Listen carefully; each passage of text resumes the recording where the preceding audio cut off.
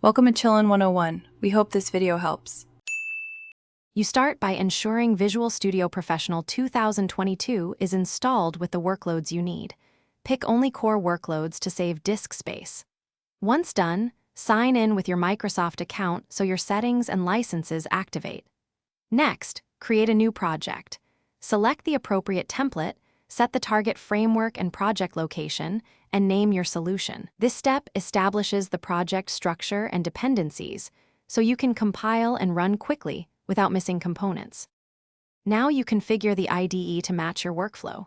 Set theme, keyboard mapping, and dock critical tool windows so you find panels fast.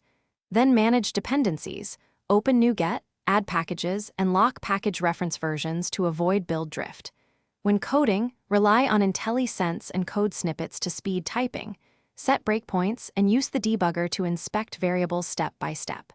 Make sure to run unit tests regularly. This prevents regressions and keeps refactors safe as the codebase grows. Finish by selecting the correct build configuration, debug for development, release for performance, and set the target platform and optimization flags. Once built, use Publish to deploy. Pick IIS, Azure, or a folder, configure connection and database migrations, and validate the deployed app. If something breaks, inspect the output and error list, enable diagnostic logs, and clear temporary caches. This often reveals mismatched package versions or configuration typos.